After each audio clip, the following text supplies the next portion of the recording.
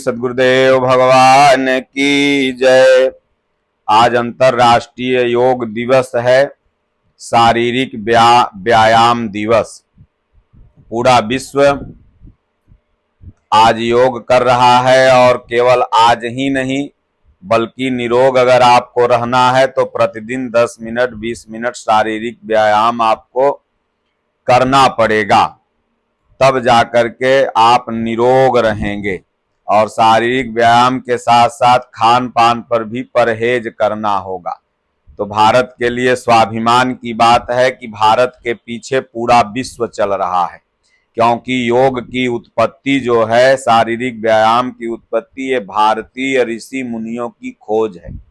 महर्षि पतंजलि ने बाहरी योग से ईश्वर तक का जुड़ाव कैसे हो जाए ये विधि बताया।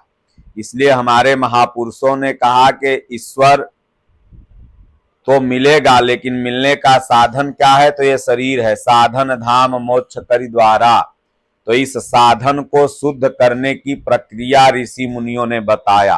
तो महर्षि पतंजलि जो योग दर्शन लिखते हैं वो बिल्कुल आध्यात्मिक है, लेकिन बाहरी शारीरिक व्यायाम का महत्व देते हैं। इसीलिए अनुलोम विलोम, सूर्य नमस्कार, प्राणायाम, वज्रासन, मंडूकासन, तमाम आसन ऐसे हैं जिसको करके आप शारीरिक स्वास्थ्य प्राप्त कर सकुशल ध्यानस्थ हो सकते हैं, सांसारिक कार्यों में अपना कार्य कर सकते हैं। तो इसलिए सबको योग करना चाहिए। अगर आप योग करेंगे तभी जाकर के निरोग रहेंगे। तो इसलिए योग का मतलब होता है जुड़ाव। किसी दो व्यक्तियों के मिलन का नाम योग है, किसी दो वस्तुओं के मिलन का नाम योग है। तो कहा गया कि आत्मा से परमात्मा के मिलन का नाम योग है। आत्मा परमात्मा ये दो स्टेप है तो एक ही, लेकिन आत्मा एक स्टेप और परमात्मा से मिल जाए जो बिछड़ी हुई है तो हो गया योग। तो इसलिए महर्षि पतंजलि का एक सूत्र है कि योगः चित्त वृत्ति निरोधः। योग करने से चित्त की जो वृत्तियां हैं वो निरोध हो जाती हैं।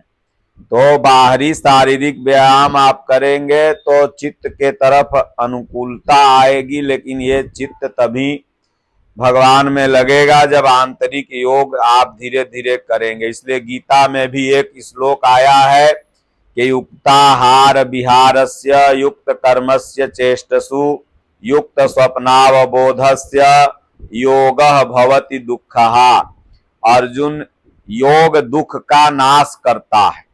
तो ये दुख का नाश करने वाला योग अगर आपको सिद्ध करना है तो उचित आहार विहार, खान पान के साथ साथ भगवान का नाम जप, राम राम या ओम ओम अगर आप जपते हैं तो आपका योग सिद्ध हो जाएगा। इसलिए सिर्फ बाहरी योग पर ही हमारी सरकारें फोकस कर रही हैं।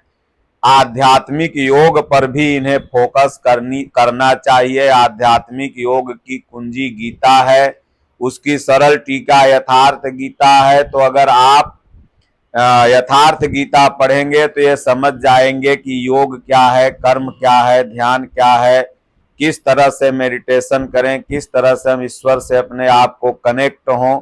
सिर्फ शरीर को स्वस्थ रखने के लिए ही मनुष्य जन्म नहीं हुआ है। ये दुख सुख तो हमारे संस्कारों पर निर्धारित हैं। आपके जैसे पूर्व जन्म के दबाव हैं वैसा सुख दुख आपको मिलेगा।